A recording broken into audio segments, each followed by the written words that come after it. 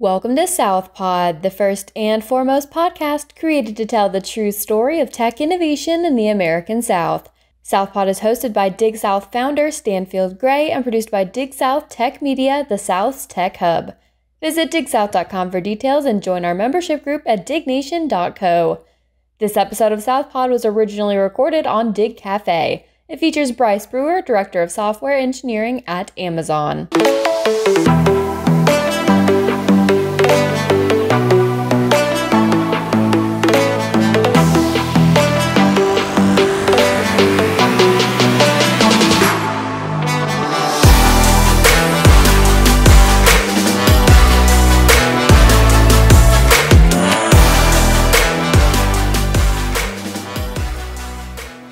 Hello, Dig Nation. Welcome back to the new season of Dig Cafe, a virtual event where tech executives, founders, investors, and other experts join us for a fireside chat in front of a live virtual audience of Dig Nation members and guests. Dig Nation is the South's tech membership tribe. Learn more and join us at dignation.co. Dig Cafe is powered by Dig South, the South's premier tech media company. This episode of Dig Cafe is sponsored by Amazon. Amazon's operations technology team supports Amazon's overall mission of being Earth's most customer-centric company by building the software and services that impact Amazon customers globally. My name is Stanfield Gray. I am your host and the founder of Dig South. Our guest today on Dig Cafe is Bryce Brewer, a worldwide operations technology leader of Amazon Nashville. Bryce is an experienced tech leader with more than 20 years of proven success leading engineering, technology, and big data initiatives. Brewer counts an additional 7 years in the healthcare industry. Welcome to Dig Cafe, Bryce. We're honored to have you on the show. Yeah, I appreciate that. I'm looking forward to the conversation, and I'm excited about the future of Nashville and technology. Great, it's good to see you. So where are you physically located today? I'm physically in College Grove. It's just south of Nashville, probably about 30 minutes, I would say. Good. Well, as we begin, please share with the audience a little bit about your current position and role with Amazon Nashville. Yeah, so I'm in, as you mentioned, the Worldwide Operations Organization, specifically in the transportation services side. I am Director of Engineering, Software Engineering, working in middle mile product tech, which is very fascinating and fun and very fast paced. And we're doing a lot of highly innovative things for the purposes of satisfying our customers. Good. Before we dive more into the job, so you've told us that you are currently just south of Nashville. You're from Middle Tennessee. So you have the homegrown perspective on the local tech sector and the rapid changes that have been brought about by the digital economy. Specifically, what has it been like to have Amazon Nashville come to your city and then on board with the company? I think Amazon has been an accelerant for the tech community in Nashville, and I can see it actually picking up momentum in 2021. For me, it's been pockets of certain industries, very specifically healthcare in Nashville, and we're going to help accelerate other areas within Nashville from a tech community standpoint. So I'm excited about the growth opportunity. I'm excited about the innovation, and specifically the way we're trying to do this is grow Nashville skill sets as well. So it's not just folks external to Nashville or the region. We're going to help build this community out, which I'm excited for. So the scope of those skill sets, would that be everything from engineering to customer success to, give us a sense of the type of jobs? Yeah. So for example, on my team, I do have engineering jobs opening, product type roles, program management. Amazon has a lot of fulfillment centers and things that we're opening up in the region. And quite frankly, we're trying to grow, again, within each of those skill sets, the ability to deliver faster for purposes of our customer. Again, we're trying to improve that experience. A lot of fun there. Wow. I mean, so everyone knows about Amazon Prime now and the speed at which, things are delivered, and then you engage on the platform and single click shopping. How much faster can it get? Are we talking about like reading our minds to anticipate everything we may need, drone delivery? What does that look like? Well, some of that I can't share, but I can tell you that as fast as we can make it to where it satisfies the customer is what we're going to attempt to do very quickly. So in the near term, you will see things like our Scout program. You've probably read about the drone programs, things where we have folks delivering for Amazon in the vans. You've probably seen the vans, which, by the way, from a sustainability standpoint, we're going highly into the electric powered vans and transportation route as well. So, yeah, fast as you can imagine, almost reading your minds, but we won't do that. So, steer clear of reading people's minds. So, give us a sense of what it's like to join a company that, in the last year, I've read that Amazon's growing faster than any other organization in the history of the world. When you are offered a job and you onboard, what does that look like? How quickly are you up to speed on what's happening? What does the day to day look like? You've said to me every day is day one at Amazon. Every day is day one at Amazon. I think it's a ramp, but it's also you're getting acclimated to the scale and the speed. So, I know we had the conversation about when I first came on board the first week. I was handed some numbers and, hey, this is what I'm used to is hearing, 1 and a 0, 10. And instead there's quite a few zeros after it. It's 10 million for particular items. And I'm like, wow, we have a lot of customers, and we have a major impact on communities and people's lives. So it puts things into perspective. So I would say the ramp up for me has been not just about the technical innovation, which there's a lot of fun stuff that we work on that I can't wait to, have shared this year and next, but it's also about the pure ability to adopt to the scale and understanding that the little levers that we pull have major impacts. And to me, that's fun. It's a blast to be able to have positive impacts on people through the work that I'm doing.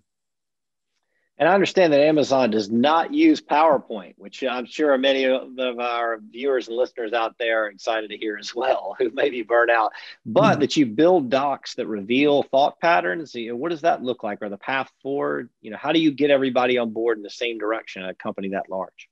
Well, I think the idea is more about the content versus the concept. So a lot of people with PowerPoints have pictures and they can talk to the pictures, but having a document actually forces us to understand what the subject matter we're speaking to. And it also helps the more thoughtful process to get it done faster. So in typical, Amazon fashion, we don't have these long, lengthy discussions about business cases. We do the work. So if you were to go out and look at our leadership principles, the bias for action, we try to do things with enough anecdotal evidence and enough information that we feel positive we're going to have a good impact on our customers. We do fail, but we fail fast, we learn, and we pick ourselves up and go back to the drawing board and try something else. Again, all in the name of customers making their lives easier and improving people's lives. So. Good. Well, I wanted to remind our participants that they're free to, add some questions into the chat. We'll take a look at them and we can field them as we go or at the end. So please do that now if you have a question. Tell me about a typical product cycle or the adoption of a complex new system in Amazon. Some companies that can take a year, 2 years. I imagine with the rapid transitions that you are seeing on a day-to-day basis, how does that rollout happen? What does it look like?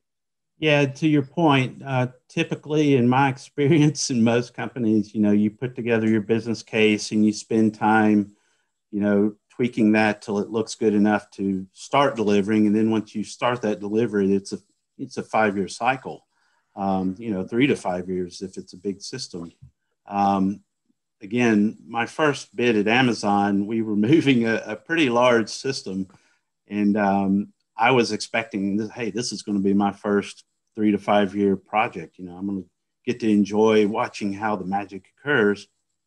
And when they were reading out the dates we were trying to accomplish, it was weeks. And I was like, wait a minute, we're going to deliver this in weeks? Well, yeah, we have to move fast because, again, the customers are waiting for us to make these improvements. So we can't just wait 5 years and come up with the 100% accurate, which nobody does, 100% accurate outcome. We want to get as close as we can and keep iterating on that. And that's what happened. And I'm stunned at how well we orchestrate those changes and modifications on the customer's behalf. Are you able to share with us, say one specific example of something that may have been a friction point for a customer that you guys have refined or are currently working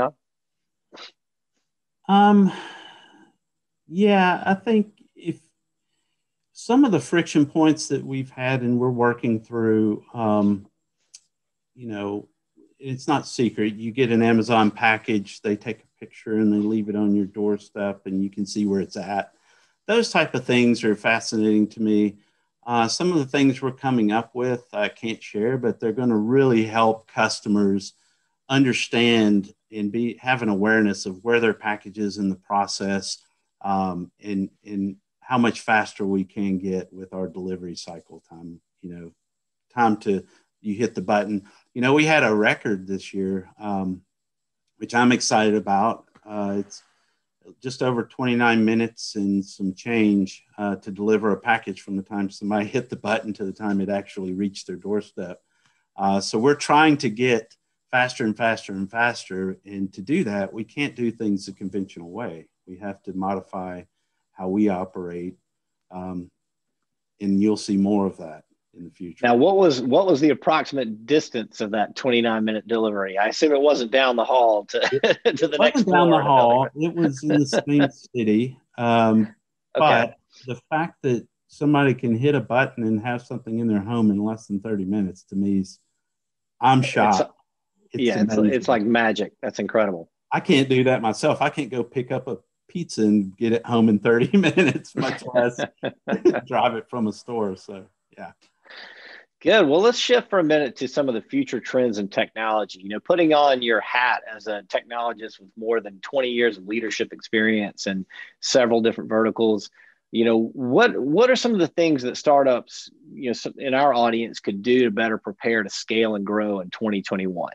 This is a big question because we've been through a pandemic. We've seeing all kinds of changes. We're seeing the wide deployment of artificial intelligence and other things. Do you have any advice on what the kind of platforms and maybe the processes they could use to prepare to scale and grow?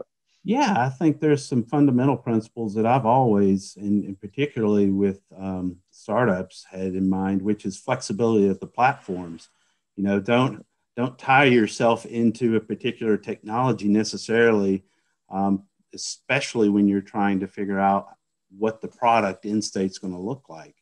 And so loosely coupled systems, the ability to have self-healing systems. You mentioned AI, ML, having systems that create some learnings as you build, so that you don't get tied to an idea and that's the only idea you can do unless you have a 5-year program to undo what you've done and have created tech debt. So right now I'm seeing lots of ability to have elasticity of design and programs, so that it can flex up and down as needed. Costs, especially for startups, is important. But don't be afraid to take chances either. That's, there's actually some quotes that Jeff Bezos has that I find fascinating. I actually have a note here with one. I knew that if I failed, I wouldn't regret that, but I knew the one thing I might regret is not trying. And to me, that resonates, especially with startups, because you're trying to incorporate your idea. If you're a founder of a startup or you're a CEO of a startup, you want everybody to feel that it's as important as you do, whatever product you're trying to deliver. So to me, not trying new ways to do that is actually what, in my mind, is a downfall, and it obstructs the delivery of your idea. Yeah, in our pre-call, you touched on the culture and the core values, and how you mentioned that Bezos had a particular quote about that as well. Can you share that? Yeah, the core values. The one thing about leadership principles is, and I'm trying to remember which one you're referring to because we discussed a couple. We did. I meant specifically the one where he said he couldn't change the culture now. Oh, If he, yeah. if he tried. So, Yeah. yeah. So he actually has made the comment that he couldn't change the culture if he wanted to because it's permeated throughout everyone at the company. And if you think we have well over 1 million employees, and it really is, we have a lot of A players. We have a ton of folks that represent the leadership principles as we all do when we have discussions, when we build our documents, if we have meetings or build products. Our leadership principles are core to our ability to directionally stay aligned. It's like 1,000 startups. I mean, we're not just one big company. We're all doing things on behalf of our customer, and we may be doing similar things, but different. So as you fail fast and you try things and some work and some don't, what does the kind of review process look like? What's the post-mortem? How quickly do you examine that and move on? How deeply do you go into that? It doesn't take very long because what we do is we attach metrics to the things that we're trying to deliver. As part of that doc process, we have to come up with metrics to measure our success or failure. And once we've determined the failure, we very quickly say, okay, that's good, shelve that, let's go to the next thing. Kind of like golf. You can't think about the hole you just really did poorly on. You have to Right. and do better the next time around. So we don't dwell on it. Well, and the putt counts just as much as the 300-yard drive, right? Right. Yeah, if I could get better at that. So absolutely. Good. Well, in the last year, obviously, many people have had to switch to remote work or remote workforce, and some companies, especially in the technology sector, had already transitioned to that with certain roles where that was possible. Has that impacted Amazon's culture in a way more than you imagined? I know you onboarded last July. Is there any sort of understanding of what that looks like moving forward, or was that already baked into the culture? I think it's baked into the culture from a capability standpoint. I think, again, if you look at the number of Amazonians we have that have already been a participant in the culture and the leadership principles are ingrained as part of the onboarding programs, it actually, even though we're remote, it feels like we're still Amazonian family. So I know it sounds strange, but I have a very strong connection to the leadership team and the employees, particularly the ones that I work with regularly. And we're trying to work through this like everyone else, and we're trying to make the best of it like everyone else. And we're coming up with new innovation to help us do that.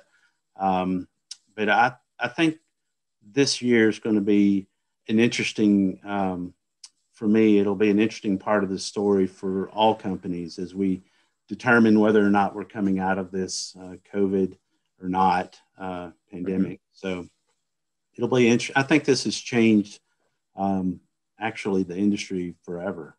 I don't see how we can not learn from this somehow.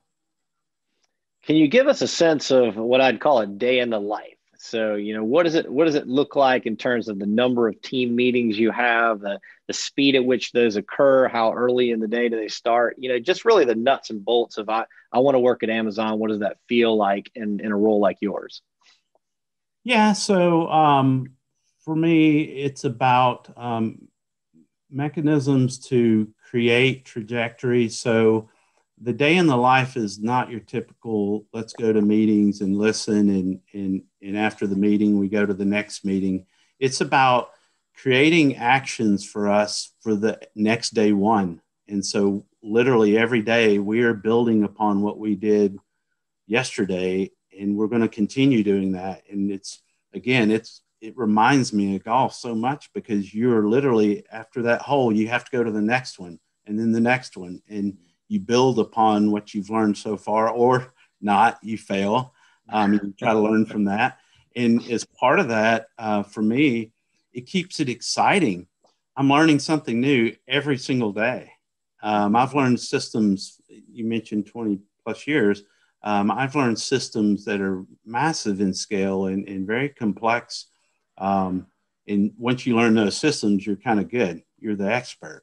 At Amazon, I don't feel like I've gotten there yet. I don't know that I will ever get there. I think I will always be learning and always be trying new things and in attempting the impossible, if you will, again, for our customers' sake. So I wouldn't say there's a day in the life. I would say there's an hour in the life. So every hour we're doing things. An hour in the life. So yeah, you're looking for people where they find that energizing. You know, they're looking for those moments of business enlightenment, or where they're having breakthroughs routinely. And that's right. Part of what they do.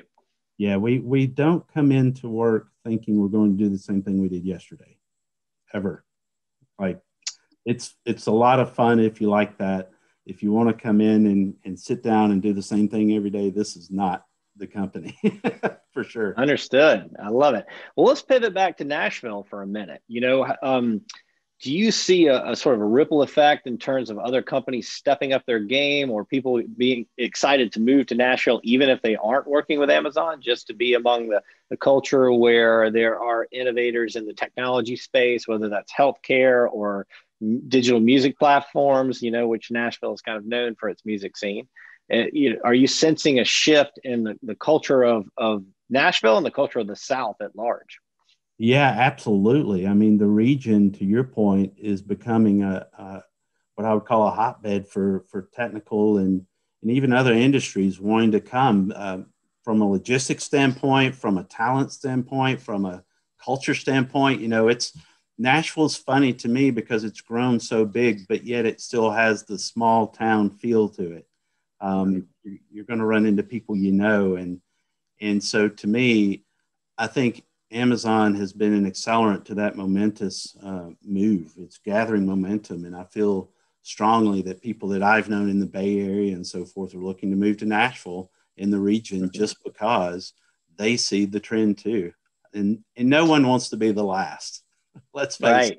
So you see the big tech companies coming in, and you want to be a part of that. So yeah, I think this is going to continue. The first mover advantage is real, especially in the South, if you have the gumption. So you and I both have teenagers and know a lot of young folks. And, you know, what's some advice you would give to them as they're considering a career or a college and they want to work in the technology sector, digital space? What are some maybe some Brewer wisdom, nuggets of wisdom that you could share for that group? Don't be afraid to, if you're good at something, especially if you have an acumen or a desire from a technology standpoint, and even not from a technology standpoint, if it's another industry, you know, my daughter, she's interested in becoming a doctor. But I share with her, I'm like, that's really good. I mean, more power to you. But remember, technology is going to be an integral part of moving forward in that industry, just like it is everywhere else. So you've got to have at least some exposure to technology. So my advice would be to get engaged with either a technical community. You know, Amazon, we're actually doing lots of things in the education system to help get people up to speed when it comes to technology, particularly with kids and college folks. So get involved, go out, don't wait for something to happen, make it happen. And I think that's going to make a difference in people's lives for sure. Good. So what's the best way to get in touch with Amazon Nashville? You know, either with you or to find out more about job opportunities, programs, other things? Well, first, I would recommend people to read the leadership principles and ensure that it aligns to what they want to accomplish from a career standpoint, because we live those. That's very integral to how we operate and what we do and why we do it. Secondly, I would visit the site and look up. We have internships. We have jobs. We're going to have 1,000 jobs or more open this year. So I mean, it's rife with opportunity. And go out there and just start poking around and see what's interesting to you on our site. And to get in touch with me, LinkedIn's probably a good spot. I'll apologize if I don't get back immediately. But there's opportunities there. Look up recruiters, apply for roles, get in the system and ensure that you're at least a part of the recruiters where they can see that your name's in the hat for a position. I think those are probably the best ways to get involved with Amazon. Good. Well, we're coming to the end of the show now, and sometimes I don't know what I don't know. Is there anything we didn't touch on that you wanted to share or reveal before we have our parting thoughts? Well, I will reveal I'm hiring, so if folks want to join Amazon, hit me on LinkedIn. You heard it. Bryce Brewer on LinkedIn. Well, thank you so much for joining us today, Bryce. It's been a pleasure to speak with you and learn more about Amazon and the job opportunities, and we really appreciate it. Thank you very much for having me. I'm honored. I want to thank our Dig Nation members and guests for tuning in to Dig Cafe. I am your host, Stanfield Gray. It's been a great pleasure to spend this time with Bryce Brewer, Worldwide Operations Technology Leader of Amazon Nashville. Dig South would like to give a big shout out to our partner, Amazon. Amazon's operations technology team supports Amazon's mission of being Earth's most customer-centric company by building the software and services that impact Amazon customers globally.